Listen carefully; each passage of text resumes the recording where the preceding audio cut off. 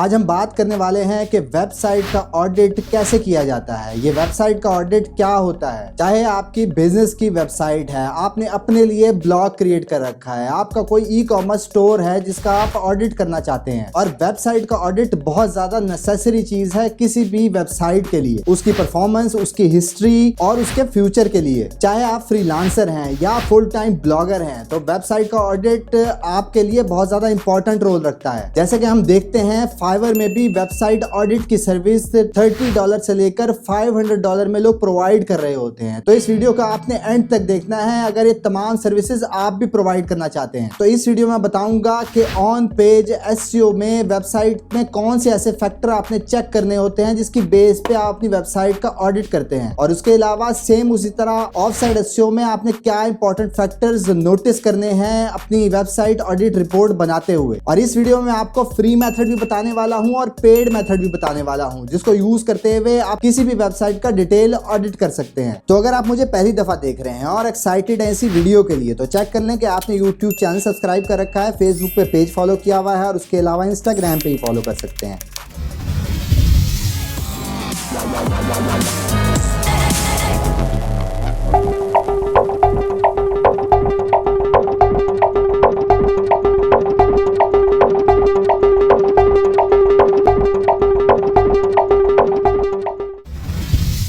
जी हाँ, मैं हूं Asfar, digital marketer, project consultant and commercial blogger. जिस तरह आपके मैसेजेस रेगुलरली मेरे पास आते रहते हैं कमेंट्स की शेप में और इनबॉक्स की शेप में कि मेरी वेबसाइट डाउन हो गई है, तो जब तक आपकी वेबसाइट बिल्कुल ठीक चल रही होती है, अप ट्रेंड में होती है, ट्रैफिक आ रही होती है, तब आप वो फैक्टर नहीं नोट करते कि जिसकी बेस पे आपको इंप्रूवमेंट नजर आ रही होती है। और यही वजह होती है कि जब आपकी वेबसाइट डाउन होती है, जब आपको अप ट्रेंड में जाने का नहीं पता होता, तो डाउन ट्रेंड पे जाने का आप कैसे ट्रैक कर सकते हैं। तो अगर आप डे 1 से ऑडिट कर रहे होंगे अपनी वेबसाइट का, तो जब भी आप ऐसे सिनेरियो में आएंगे तो आप वो तमाम चीजें ट्रैक कर सकेंगे कि जिसकी बेस पे आपकी वेबसाइट की डाउन होने की रीजन भी अच्छी तरह से तलाश कर सकेंगे। तो इन शॉर्ट, वेबसाइट का ऑडिट क्या होता है? वेबसाइट ऑडिट बेसिकली आपकी वेबसाइट का एक्सरे होता है, जिसमें आप वो तमाम चीजें, पॉजिटिव फैक्टर और नेगेटिव फैक्टर्स हाईलाइट करते हैं एक डिटेल रिपोर्ट में, जिसके देखते हुए आपको अंदाजा हो जाता है कि आपकी वेबसाइट सही डायरेक्शन में जा रही है या नहीं। उसके बाद बात करते हैं कि ऑडिट फ्रीक्वेंसी क्या रखनी चाहिए आपकी जब भी आप अपनी वेबसाइट का ऑडिट करें। तो अगर आप अपनी वेबसाइट का फर्स्ट टाइम ऑडिट कर रहे हैं, तो उसके लिए आपको 1 दिन से लेकर 5 दिन लग सकते हैं डिटेल ऑडिट करने में। डिपेंड्स अपॉन कि आपकी वेबसाइट कितनी बड़ी है। जितनी छोटी वेबसाइट होगी उतना ऑडिट आप कम टाइम में कंप्लीट कर लेंगे। जितनी बड़ी वेबसाइट होगी, जितने ज्यादा पेजेस क्रिएट हुए होंगे, उतना ही ज्यादा टाइम लगेगा उसका ऑडिट करने में। और सेम उसी तरह जब आप मंथली ऑडिट कर रहे होते हैं, डेफिनेटली पिछला रिकॉर्ड आपके पास होता है, तो सिर्फ आप चेक मार्क करते हैं वो तमाम फील्ड्स, उसको डबल चेक करते हैं। उससे जो काम आप 5 दिन में कर रहे थे, मंथली ऑडिट में वही काम with in few hours complete हो जाता है। और मिनिमम रिक्वायरमेंट तो ये है कि किसी भी वेबसाइट का ऑडिट मिनिमम 3 मंथ्स में एक दफा होना जरूरी है, ताकि आपको पता लग सके कि आपकी वेबसाइट सही ट्रैक पे जा रही है या नहीं। तो अब बात करते हैं कि कौन से टूल्स यूज करने होते हैं आपको वेबसाइट ऑडिट करते हुए, जिसमें यूज होते हैं पेड टूल्स, href, मूज, स्क्रीमिंग फ्रॉग, डीप क्रॉल। उसके अलावा फ्री टूल्स भी आप यूज कर सकते हैं, जरूरी नहीं आप पेड टूल की तरफ जाएं। सपोर्टिंग में जो मेन रोल रखते हैं वो Google analytics, Google search console की सबसे ज्यादा इंपॉर्टेंस है। ये टूल्स डे फर्स्ट से आपने अप्लाई करने हैं, यानी कि गूगल एनालिटिक्स और Google search console day first से आपकी वेबसाइट पे अप्लाई होना चाहिए। यही आपकी डिटेल परफॉर्मेंस रिपोर्ट बैकएंड पे क्रिएट कर रहा होता है। और जब भी आप रिपोर्ट क्रिएट कर रहे होते हैं, इसी की वैल्यूज को यूज करते हुए अपनी वेबसाइट की फ्यूचर के बारे में डिसीजन लेते हैं। तो जब आप रिपोर्ट जनरेट कर रहे होते हैं, तो इन्हीं टूल्स को यूज करना है, जिसमें गूगल सर्च कंसोल और गूगल एनालिटिक्स को यूज करते हुए आप रिपोर्ट जनरेट करेंगे अपनी वेबसाइट के लिए। और अगर आप न्यू है तो आपको पता होना चाहिए कि दोनों के दोनों टूल्स बिल्कुल फ्री ऑफ कॉस्ट हैं, और ये आपको मोर देन 50% रिजल्ट्स दे देते हैं किसी भी ऑडिट रिपोर्ट को कंप्लीट करने के लिए। उसके अलावा जो पेड टूल हैं, जिस तरह href और मूज ने भी बहुत सारे डिटेल ऑप्शंस दी हुई हैं, जिसको यूज करते हुए आप अपनी ऑडिट रिपोर्ट क्रिएट कर सकते हैं। उसके अलावा SEMrush को भी यूज किया जा सकता है अपनी रिपोर्ट जनरेशन के लिए। इस वीडियो में मैं जितने भी टूल्स यूज करूंगा, उन्होंने अपने अपने नाम यूज कर रखे होते हैं किसी भी फैक्टर के लिए। यानी कि अगर आप href यूज कर रहे हैं, मूज यूज कर रहे हैं, या कोई फ्री टूल यूज कर रहे हैं, उसमें जो भी टर्म्स आपको यूज हो रही हैं वो डिफरेंट हो सकती है किसी और टूल से। इसका मतलब यह है कि कोई अगर मेटा डिस्क्रिप्शन के लिए कोई और नाम यूज कर रहा है तो कोई और टूल सिर्फ डिस्क्रिप्शन यूज कर रहा होगा सेम उसी फैक्टर को बताने के लिए। तो इस तरह से आपने या तो एक ही टूल यूज करें या फिर आप तीनों को अगर कंबाइन करके यूज करना चाह रहे हैं तो भी इन तमाम फैक्टर्स का नाम आपको पता होना चाहिए, किस कंपनी ने उसको किस नाम से एलोकेट किया हुआ है। किसी भी बेसिक रिपोर्ट को बनाने के लिए बहुत सारे फैक्टर्स इन्वॉल्व होते हैं जिसमें यूज हो रहा होता है schema, indexing, JS blocker, report.txt का चेक करना, रीडायरेक्शन का चेक करना और यूआरएल स्ट्रक्चर का चेक करना। तो अब चलते हैं ऑन पेज ऑडिट रिपोर्ट की तरफ। जिस तरह मैंने एक लिंक फाइंड किया blenderauthority.com का, ये स्पेसिफिक लिंक जो कि रैंक हो रहा है इस कीवर्ड पे जिसका कीवर्ड है best blender for protein shakes. तो सबसे पहले हम ऑन पेज रिपोर्ट इसकी क्रिएट करते हैं एक पेड टूल को यूज करते हुए जिसका नाम है मूज। उसके लिए आप मूज में जाएंगे और मूज प्रो के सेक्शन में जाएंगे और यहाँ आपको नजर आएगा ऑन पेज ग्रेडर। इस ऑप्शन में आप साइट का नेम एंटर करेंगे, साथ ही आप कीवर्ड एंटर करेंगे जिसके ऊपर आप रैंक करना चाहते हैं या ऑलरेडी कोई वेबसाइट जिस कीवर्ड पे रैंक है। और यहाँ आपको वेबसाइट का स्कोर बता रहा है कि 98% स्कोर है और टाइटल डिस्क्रिप्शन का ओवरव्यू भी दिखा रहा है और साथ बता रहा है 7 कीवर्ड फाउंड हुए हैं। एक फैक्टर है जो आपके स्कोर को हर्ट कर रहा है, 26 फैक्टर आपके स्कोर को हेल्प कर रहे हैं और 27 टोटल फैक्टर्स हैं जिसकी बेस पे ये 98 का स्कोर लेकर आ रहा है। सेम इसी तरह जिस तरह हमने मूव्स को यूज किया, सेम यही फीचर HRF में भी अवेलेबल होता है। तो अगर आप HRF के थ्रू स्टैट्स फाइंड करने वाले हैं तो उसके लिए आप साइट ऑडिट में जाएंगे, न्यू प्रोजेक्ट में जाएंगे और यहाँ पर आप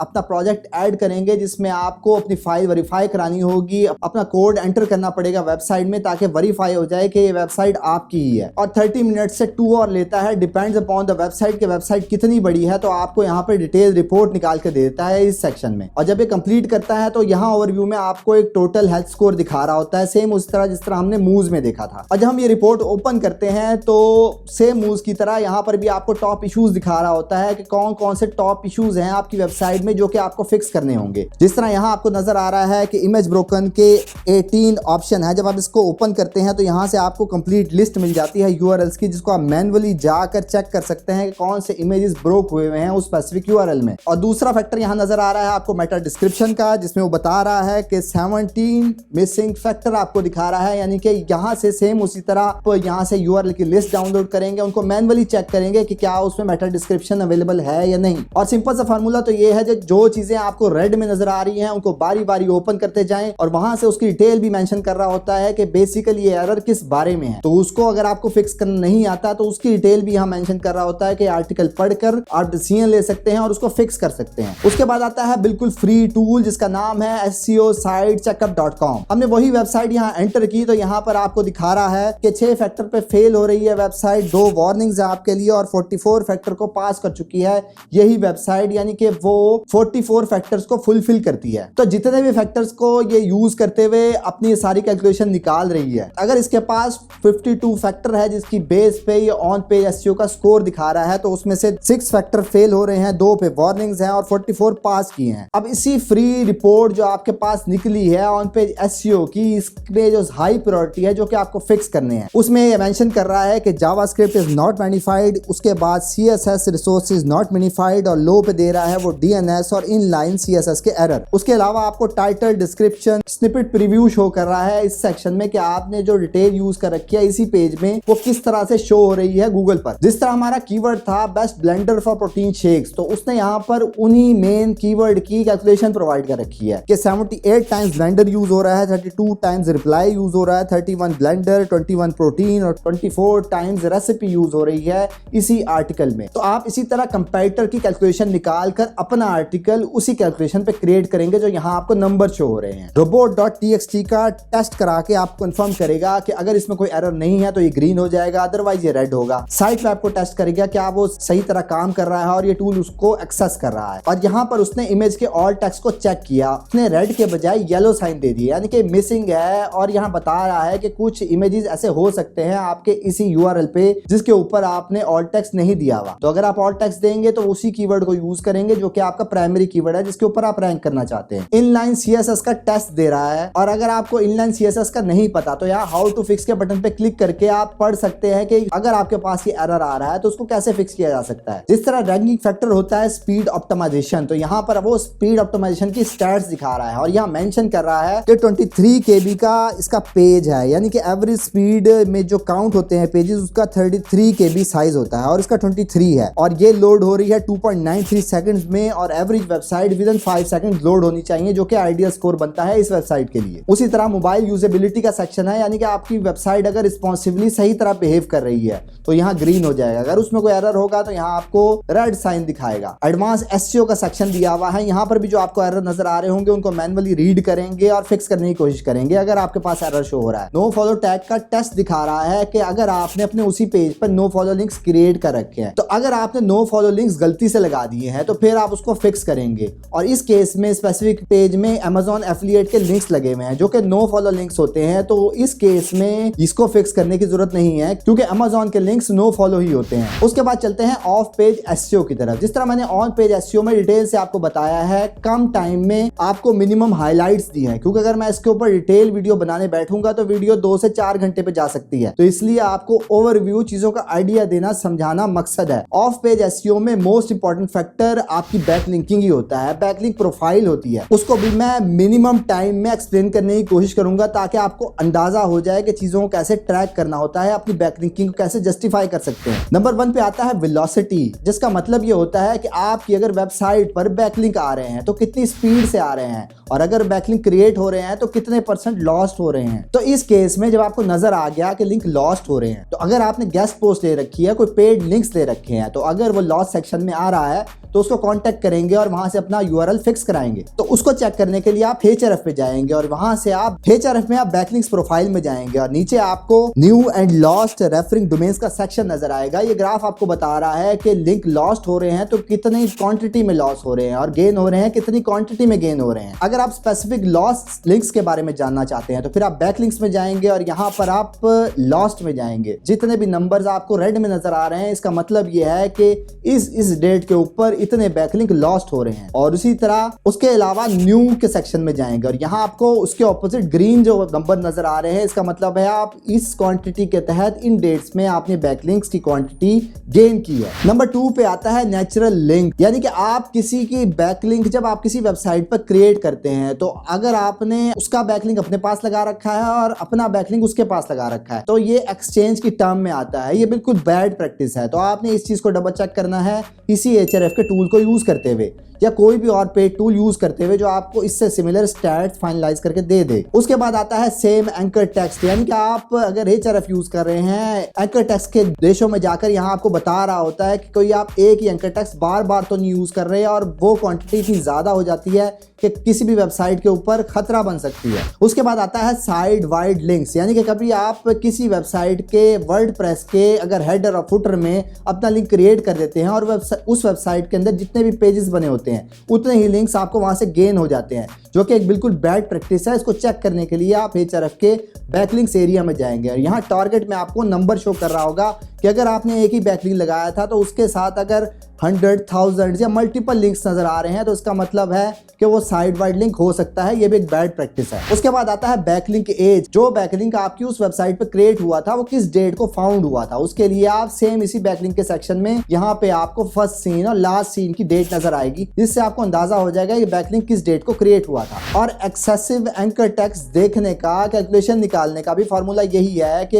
Href के इस सेक्शन में आपको एंकर टेक्स्ट की रेशो नजर आ रही होती है किसी भी ब्लॉग की। तो अगर आप कंफ्यूज हैं अपने एंकर टेक्स्ट रखने के लिए तो फिर आप इस सेक्शन में जाएंगे, किसी भी और अपने कंपैरेटर को यहाँ पे एंटर करेंगे और वहां से जाके उसकी कैलकुलेशन के मुताबिक अपनी कैलकुलेशन एंकर टेक्स्ट की बनाने की कोशिश करेंगे। वो एक सेफ प्रैक्टिस कहलाएगी। और एंकर टेक्स्ट की रिपीटिशन जरूर करनी चाहिए। बिगिनर मोस्ट प्रोबेबली ये गलती करते रहते हैं कि लेट सपोज कि आपने anchor text digital marketing use कर रखा है और आप सेम डिजिटल मार्केटिंग के कीवर्ड पे रैंक करना चाहते हैं, तो जरूरी नहीं है अपना एंकर टेक्स्ट हमेशा डिजिटल मार्केटिंग ही लिखेंगे। आप उसके बजाय ऑनलाइन मार्केटिंग को भी यूज कर सकते हैं। और अगर आपको लगता है कि आपकी वेबसाइट पे कोई पेनल्टी आई हुई है, कोई सैंडबॉक्स में स्टक हुई है या कोई मैनुअल पेनल्टी लगाई हुई है जो कि आपको गूगल सर्च कंसोल में नहीं नजर आ रही है, तो उसके लिए आप ये टूल यूज कर सकते हैं जो कि बिल्कुल फ्री है, जिसका नाम है barracuda.digital/penguin-tool। यहाँ पे आप अपनी वेबसाइट एंटर करेंगे, आपको डिटेल स्टैट्स दिखा देगा कि अगर आपकी वेबसाइट के ऊपर कोई पेनल्टी है तो यहाँ से उसका आइडिया मिल सकता है आपको। अब बात करते हैं कि फ्रीलांसर्स के लिए कैसे बेनिफिट रख सकता है। जिस तरह मेरे पास मैसेजेस आ रहे थे आपके कि हमें वेबसाइट का ऑडिट करना है, या तो क्लाइंट के लिए करना है या अपने लिए करना है। तो जिस तरह मैंने फाइवर ओपन किया और यहाँ वेबसाइट ऑडिट एंटर किया तो यहाँ आपको नजर आ रहा है कि गिग्स